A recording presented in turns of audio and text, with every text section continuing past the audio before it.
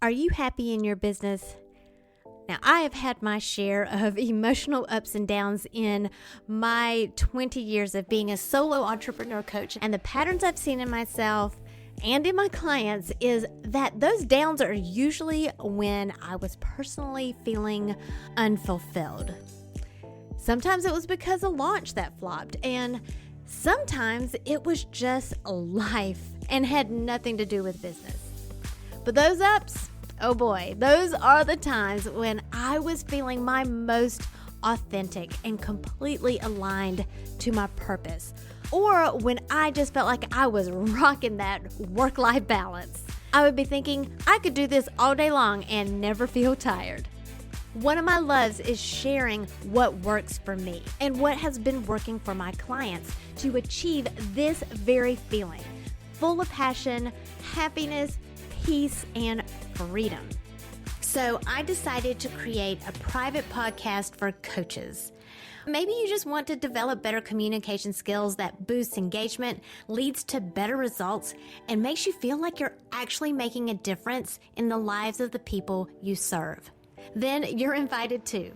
We talk about this and more in the UBU private podcast for coaches. Whether you're a mentor, a parent, or run a client-focused business, coaching skills benefit everyone and anyone who wants to communicate in a way that builds relationships. Fall in love with your life and business again. Click the link in the show notes for your invitation to join us right now. Then come back and enjoy this episode. It's hump day. Today is step 3 of the Communicate to Build Relationships 5-day challenge. If you haven't listened to step 2, of course, go back and do that first, because remember, this is a process and you want to go in order to yield the best results. Again, I'm Jen, and this challenge is about building relationships through more meaningful and productive interactions. And after what you learned today and the rest of the week, I want you to imagine breaking free from the trap that makes you feel helpless or unworthy to be able to share your thoughts and ideas. How will it feel knowing when you talk to someone, you can be true to yourself and comfortable in your own skin without being afraid that you've crossed a line? What will that mean for you, for your business, to be able to communicate your message in such a way that it connects with your ideal client and it will empower them? And what will it mean for your life at home to be able to connect with your partner and kids in such a way that they feel loved by you? Now in step 2, I told you the 3 things that we humans do that accidentally frustrate others. And your task for step 2 was to decide what you believe your default subconscious pace style is when you're solving a problem. Now, did you do that? Now remember, every time you participate, you get another entry into the drawing. Now if you're playing catch up, just go back and do the challenge tasks for each step, and that way you'll get your name into the drawing for each step. So at this point, that would be 3. And you know what? I might even do a bonus entry for everyone who does all 5 steps by the end of the challenge, because I'm not beneath bribing you if it means you're going to go through the whole thing and do it in order. And I'm only saying that because I know that I created this challenge for each step to work together. And I want you to see the big win here, because you committed to this challenge because you need what I'm offering. And I know what I'm offering in this challenge is either going to be all you need, or it's going to help you decide if you want to continue working with me to ultimately get what you need, being able to fill in those gaps that really customize this process to your individual needs and your special circumstances of your home and business life. So let's go ahead and move on to the meat and potatoes for today. Now that you're more aware of your pace style, today I'm going to talk about one of the simplest ways to communicate to differing pace styles. Now, when I taught in the classroom, I stood in front of over a dozen children with varying pace styles. And every morning I asked my students, "Do you notice anything different today?" And some of my fast-paced kids would talk out of turn, immediately point out a new poster or a rearranging of the chairs. Or one day I brought in this giant box of packing peanuts, and they're like going off on tangents of, what are we going to do today with all those packing peanuts? And some of my slow-paced kids would look around and just observe quietly. And maybe they would relay their answers, or maybe they didn't participate at all. Or there was this one child one day, she came up to me at lunchtime and said, "I know what's different today, Mrs. Higgins. You got a haircut." Now talk about deliberate participation. My own family doesn't know when I've gotten a haircut, even when I announce, "Hey, I'm going to go get my haircut." Now, when it comes to learning, I could approach each child one-on-one to teach them a new concept according to their pace style. So when I'm talking to a fast-paced person, I'm likely going to get cut off and I'm going to feel unheard. But if you're trying to talk with a slow-paced person, you'll likely be waiting a little bit longer for acknowledgement, if you get one at all. But in a classroom, that would not be a very good use of my time or energy. So when I'm teaching in a group, how do I know they will hear me?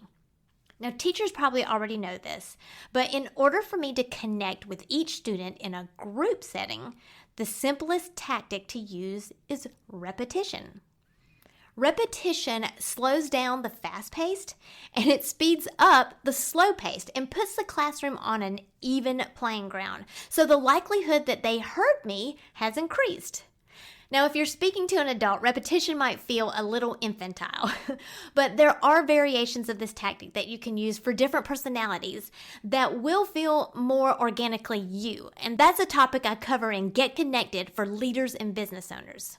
Speaking of, tomorrow in your email, you're going to have that special invitation that I promised you as a challenge registrant, because Thursday there will be a special deadline that you don't want to miss. So be looking for that email. Now, repeating yourself is a good habit to develop regardless of your personality. As someone who started out with, "If I've said it once, I've said it 1,000 times" attitude, this has been one of the best mind shifts that I've had, not only in my parenting, but also in my business. And I've had to learn to do it without sounding annoyed or exasperated in between the iterations, but to simply and matter-of-factly and cheerfully just repeat myself.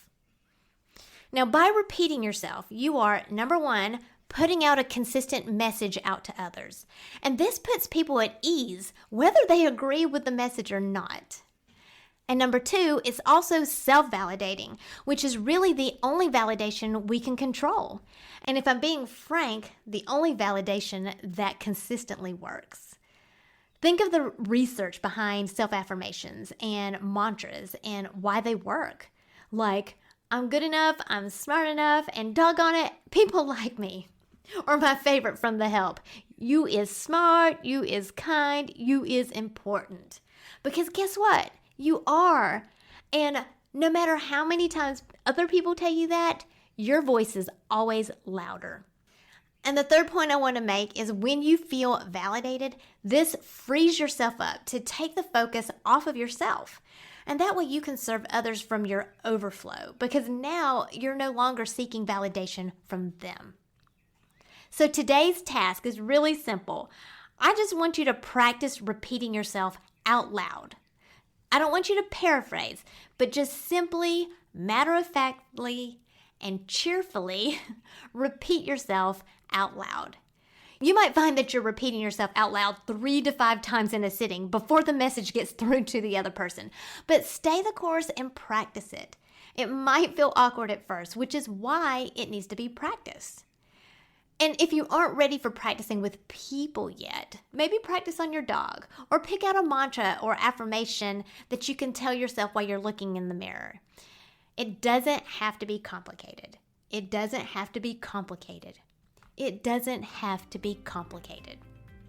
Then post it in the group or send me an email or DM me letting me know that you did it for your drawing entry.